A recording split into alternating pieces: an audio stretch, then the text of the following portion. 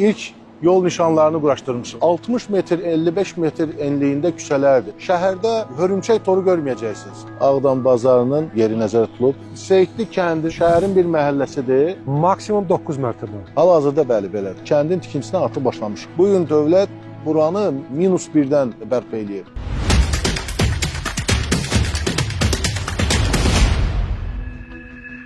Şəhəri şəhər edən rəmzlərdən biri yol nişanlarıdır. Ağdam, Füzuli və Xocavənd rayonlarında Prezidentin xüsusi nümayəndəsi Emin Hüseynov Ağdamın ümumi inkişafı barədə söhbətini bu sözlərlə başladı. Ağdam şəhərində həm daxili yollar inşa olunur, həm birinci yaşayış kompleksi var və ilk yol nişanlarını quraşdırmışıq artıq bu küçədə. Bəli. Biz həm piyada xəttinin, Yepyeni. həm də o bir tərəfdə piyada xəttinin yol nişanlarını müvafiq olaraq quraşdırılmasına başlamışıq. Bugün sabah ilk svetoforlar gələcək şəhərə. Bu il svetofor olacaq. Bəli, artıq çünki insanlar yaşayır. Burada hərəkət olacaq, maşınlar hərəkət edəcəklər. Kameralar olacaq. Kameralar da artıq Kameralar onsuz da var, amma bu sürət bəli, ölçəklər mütləq olacaq və ilk cəriməni də sürücülərimizə böyük təntənəli şəkildə fəxri vətəndaş olacaq bəli, həmisi. bəli.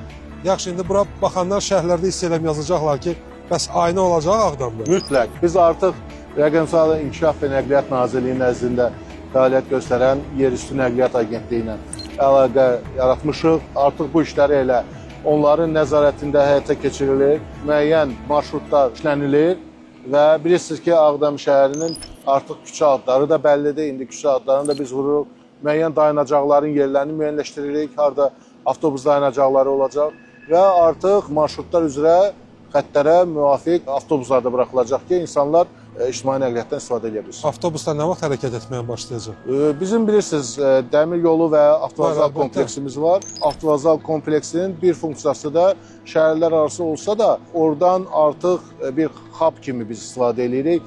Əsas depo məntəqəsi oradadır. İnsanlar ora gəlir, oradan da şəhərə. Xeyr, hər bir yerdə öz dayanacaqlar olacaq, amma avtobuslar oradan Aydındır. şəhərin müxtəlif istiqamətlərində hərəkətə keçəcəklər. Qısa bir müddətdə marşrutlar da hazır olunacaq və Ağdamın balaca bir hissəsi bir şəhər simasında meydana çıxacaq.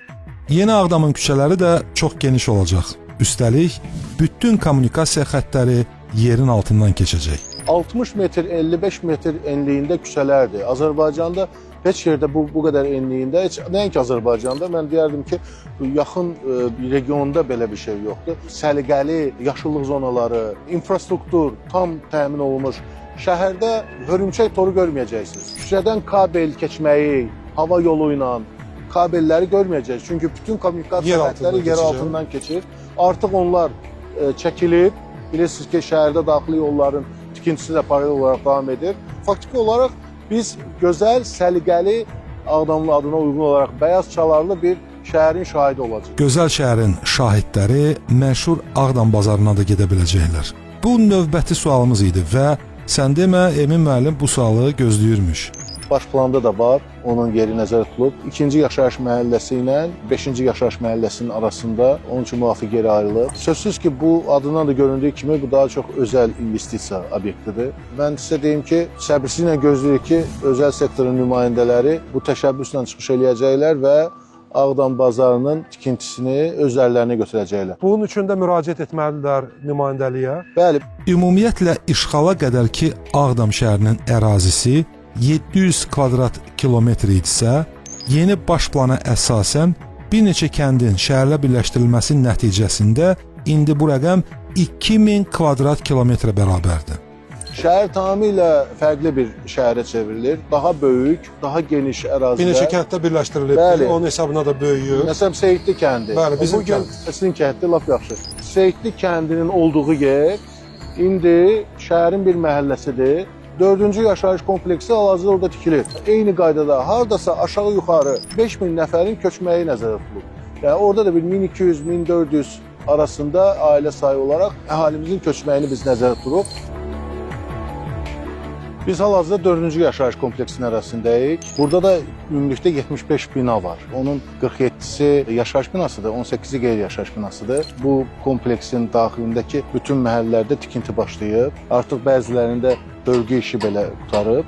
Digərləri yekunlaşmaq mərhələsindədir. Sonuncu 7-8-ci məhəlləsi artıq təməli atılıb. Bəs ən hündür mərtəbəli bina neçə mərtəbə ola bilər? Hal-hazırda 7 mərtəbədən hündür mərtəbə yox. Məhdudiyyət var? Baş plana uyğun olaraq maksimum mərtəbə sayı 9 ola bilər. Maksimum 9 mərtəbə. Hal-hazırda bəli, belədir. Belə çıxır ki, ümumi dizayna görə şəhərin mərkəzi qalır öz yerində, orada muzeylər olacaq. Bəli, İşğal Zəfər muzeyləri, Mərkəzi Park, Cümə məscidi, Pənahəli xanın sarayı, bu iki obyekt artıq restavrasiya olunub. O olacaq Ətrafındakilar yaşayış hamısı komplekslərin dairəsində tamamilə sanki. doğrudur.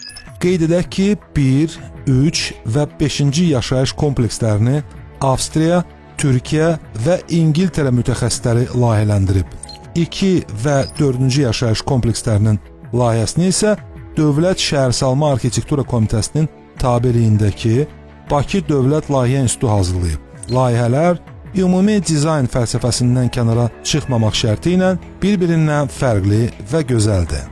Şəhər özü ağ çalarlarlandır. Bütün məhəllələrin dominant rəngi ağ rəngdir. O gözə çarpır, xüsusi olaraq belə nəzərdə tutulub.